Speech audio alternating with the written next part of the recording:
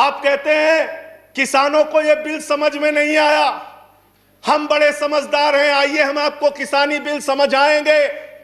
मान्यवर, इनकी समस्या ये नहीं कि किसानों को यह बिल समझ में नहीं आया, इनकी समस्या ये है कि किसानों को ये बिल समझ में आ गया है और अब ये तीनों काला कानून वापस चाहते हैं किसान। आप बड़े अक्लमंद समझते हैं अपने आप को। अरे किसान को इतना मूर्ख मत समझिए भाजपा के लोगों, वो बिगड़ैल बैल की नाक में नकेल डालते हैं, आपकी सरकार के नाक में भी नकेल डाल देंगे, चिंता मत कीजिए। आप कहते हैं मैं एक फोन कॉल की दूरी पर हूं। मैं पूछना चाहता हूं क्या इस सरकार के पास कॉल करने के लिए 2 रुपए भी नहीं है?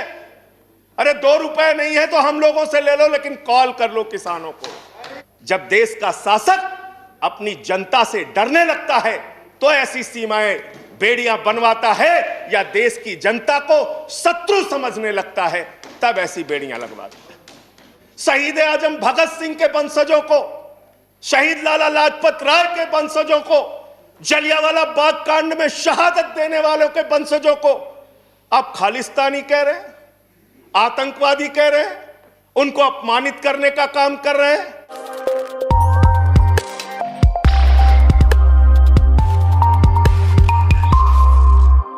और मैं दुष्यंत कुमार की चंद पंक्तियों से अपनी बात शुरू करना चाहता हूं कि हो गई है पीर पर्वत सी पिघलनी चाहिए, हो गई है पीर पर्वत सी पिघलनी चाहिए, इस हिमालय से कोई गंगा निकलनी चाहिए, और सिर्फ हंगामा खड़ा करना मेरा मकसद नहीं, मेरी कोशिश है कि ये सूरत बदलनी चाहिए। आज मुल्क में जो हालात है किसान के मान्यवर, आज क्या हालत कर दी गई इस देश में। पिछले 76 दिनों से किसान आंदोलन पर है,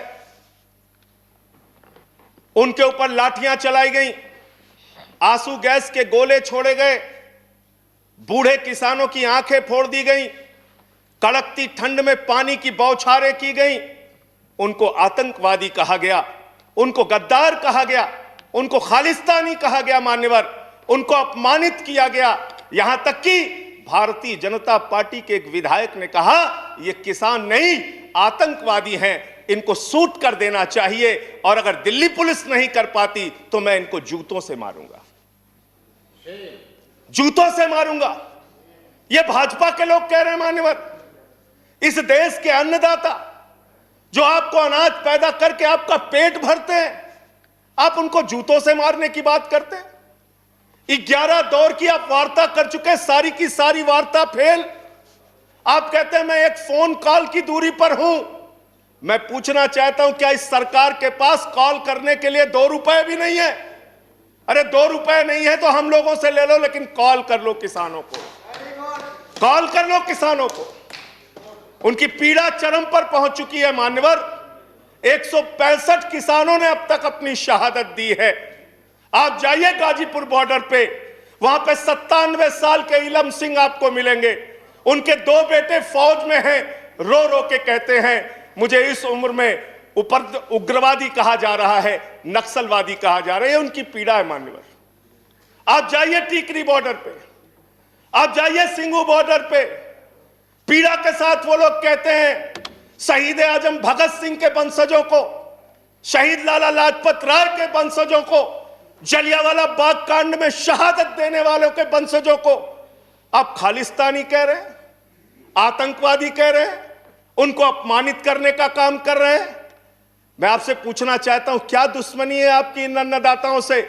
चलिए सब कुछ कर लिया आपने, अब तो कम से कम उनके ऊपर दया कीजिए और ये तीनों काला कानून वापस लेना ही पड़ेगा, आपको लेना चाहिए। अब आपने जुल्म की इंतहा कर दी है। आप चले जाइए गाजीपुर बॉर्डर पे मान्यवर, कटीले तार, बड़े बड़े कीले गाड़ दी गई हैं, 12-12 इंच की कीले सड़कों पे गाड़ दी गई हैं। देखकर ऐसा लगता है कि दुश्मन देश की सेना आने वाली है। ऐसी स्थितियां दो परिस्थितियों में जन्म लेती हैं मान्यवर। जब देश का शासक अपनी जनता से डरने लगता है तो ऐसी सीमाएं बेड़ियां बनवाता है या देश की जनता को शत्रु समझने लगता है, तब ऐसी बेड़ियां लगवाता है। यह हो रहा है मान्यवर। आज इनके जुर्म के कारण हिंदुस्तान के महान किसान नेता बाबा महेंद्र सिंह टिकैत के बेटे राकेश टिकैत को रोना पड़ा और यह कहना पड़ा कि भाजपा के लोग घेर कर हमें लाठियों से पीटना चाहते हैं। यह आप करा रहे हैं, यह आप करा रहे हैं।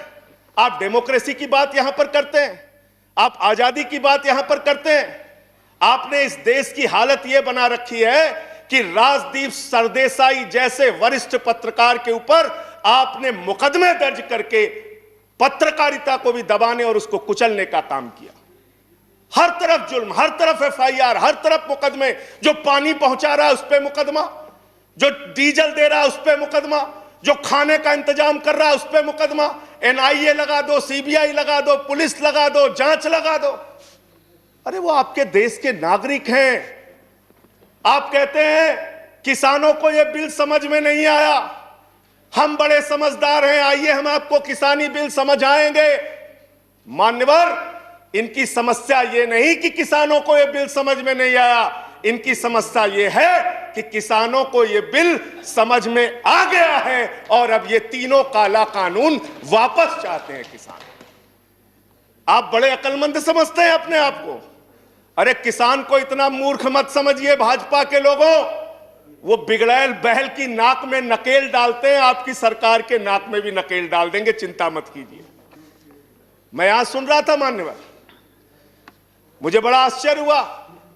सारी की सारी भारतीय जनता पार्टी की सांसद जितने भी नेता बोल रहे थे, कह रहे हैं कांग्रेस पार्टी ने 2019 के घोषणा पत्र में इसको लिखा था।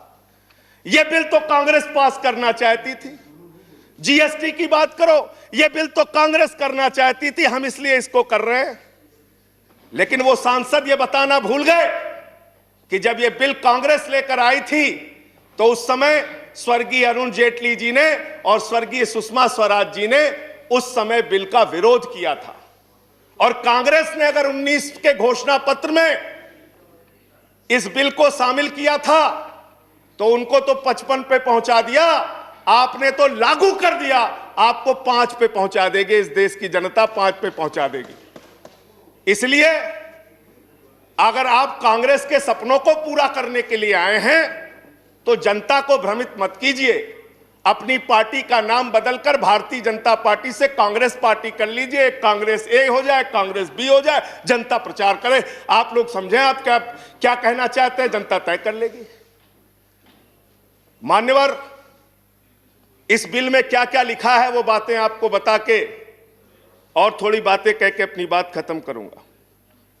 असीमित भंडारण की छूट दी गई है इन बिलों में, और वो क्यों दी गई है? 2 साल से अडानी का 100 एकड़ जमीन का लैंड यूज चेंज करने की एप्लीकेशन हरियाणा सरकार के पास पेंडिंग थी।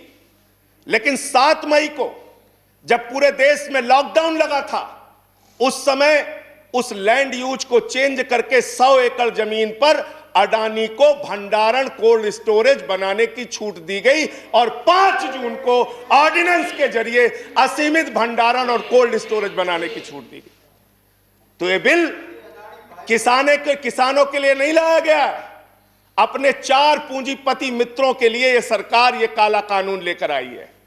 उन्हीं को फायदा पहुंचाने के लिए काला कानून लेकर आया गया है, उन्हीं के लाभ पहुंचाने के लिए काला कानून। ये सरकार 130 करोड़ हिंदुस्तानियों की सरकार नहीं है मान्यवर, यह सरकार उन 4 पूंजीपति लोगों की सरकार है जिनके लिए कानून बनाते हैं और जिनसे चंदा लेकर ये लोग चुनाव लड़ने का काम करते हैं। यह उनके लिए बनाई गई है मान्यवर। इस सरकार में कहा गया दिल्ली के मुख्यमंत्री के बारे में कि किसानों का साथ दे रहे हैं, किसानों का साथ दे रहे हैं।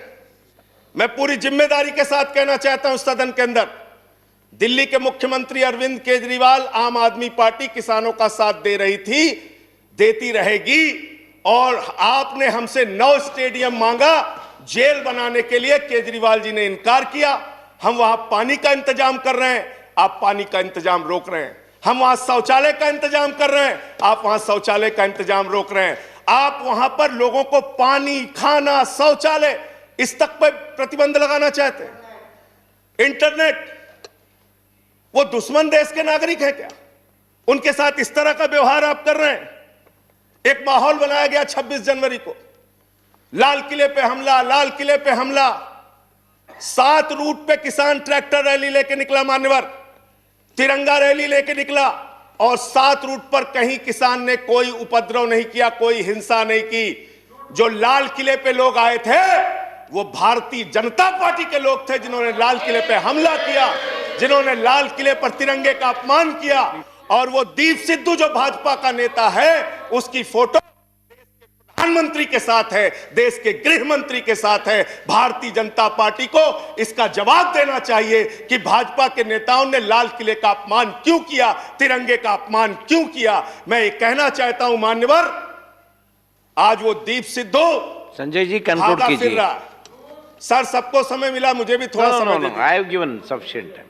सबको समय दिया, मुझे भी समय दीजिए। नो 10 मिनट देंगे सर। 10 मिनट दिया मैं।